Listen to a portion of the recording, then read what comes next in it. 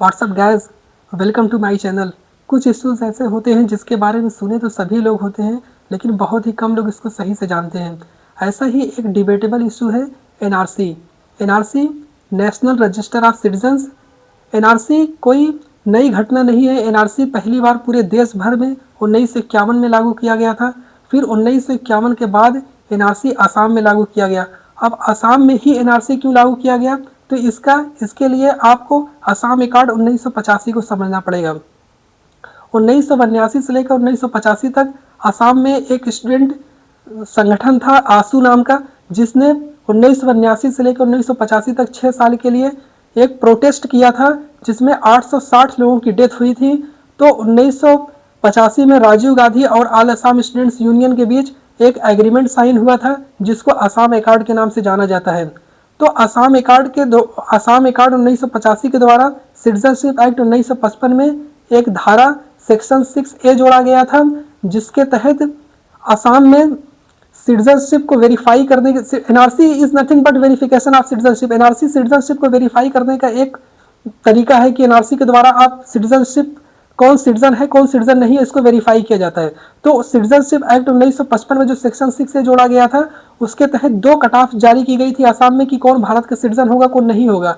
तो एक cut off थी 1 जनवरी 1966, दूसरी कट ऑफ थी 25 मार्च 1971। अब 1 जनवरी 1966 से पहले जो लोग आसाम में बांग्लादेश से या फिर किसी और कंट्री से आ गए हैं, वो लोग भारत के नागरिक या सिटीजन होंगे।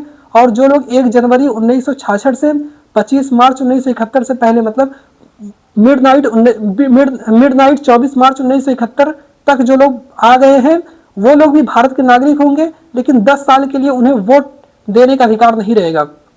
और जो लोग 25 मार्च 1971 के बाद आसाम में आए हैं, उनको सरकार पहचान करके उनको बांग्लादेश वापस भेजेगी।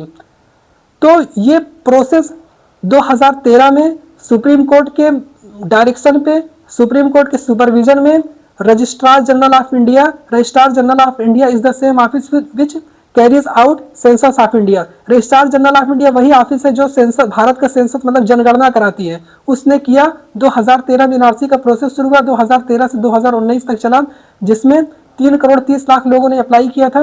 3 करोड़ 30 लाख लोगों में से 3 करोड़ 11 लाख लोगों का फाइनल एनआरसी में नाम आया और 19 लाख लोगों का नाम नहीं आया। अब जिन 19 लाख लोगों का नाम नहीं आया, अब उनके पास क्या विकल्प है? क्या सरकार उन्हें जेल में डाल देगी या फिर डिटेंशन सेंटर में डाल देगी या तुरंत उनके सारे अधिकार खत्म कर देगी? तो इसका आंसर है नहीं। अभी जिन 19 लाख लोगों का नाम नहीं आया था, उनके पास उनके लिए एक फॉरेनर्स ट्राइब्यूनल बनाया गया है। ट्राइब्यूनल एक कोर्ट ही होती है जो किसी स्पेसिफिक पर्पस के लिए बनाई जाती है, जैसे नेशनल ग्रीन ट्राइब्यूनल जो इन्वायरमेंट रिलेटेड इश्यूज के लिए बनाई गई है, इसीलिए फॉरेनर्स ट्राइब्यूनल जो फॉरेनर्स जो विदेशियों के लिए बनाई गई है। तो फॉरेनर ट्राइब्यूनल में अपने उस एनआरसी के फैसले को अपनी सिटीजनशिप प्रूफ करने के लिए उन लोगों के पास फॉरेनर ट्राइब्यूनल्स बनाए गए हैं, जो फॉरेनर ट्राइब्यूनल्स में अगर कोई एरर है, कहीं कोई गलती है, तो अपनी नागरिकता साबित कर सकते हैं। और फॉरेनर ट्राइब्यूनल के फैसले को गुवाहाटी हाई कोर्ट या फिर उसके गुवाहाटी हाई कोर्ट के फैसले को सुप्रीम कोर्ट में जाके वो उसको साबित कर सकते हैं। मतलब उसका एक ड्यू प्रोसेस है कि वो सिटीजनशिप में नाम ना आने का मतलब नहीं है कि उनकी सिटीजनशिप तुरंत खत्म कर दी गई। अभी उनके पास अपना सिटीजनशिप साबित करने के लिए फाइनल ट्राइब्यूनल्स है, गुवाहाटी हाई कोर्ट, फिर गुवाहाटी हाई कोर्ट के फैसले को सुप्रीम कोर्ट में शामिल कर सकते हैं। अब सेक्शन 6 से जो 2 कट ऑफ जारी की गई थी, 1 जनवरी 1966 और 25 मार्च 1971, ये कट ऑफ जो है सिर्फ आसाम के लिए लागू की गई, आसाम के लिए ही एप्लीकेबल है, क्योंकि सेक्शन 6 से जो था वो आसाम अकॉर्ड था, वो आसाम के लिए ही है। अगर सवाल खड़ा होता है एनआरसी देश के किसी दूसरे हिस्से में लागू की जाती है, तब क्या कट ऑफ होगी? तो उसके लिए आपको सिटीजनशिप एक्ट 1955 की धारा 3 सेक्शन 3 को समझना पड़ेगा।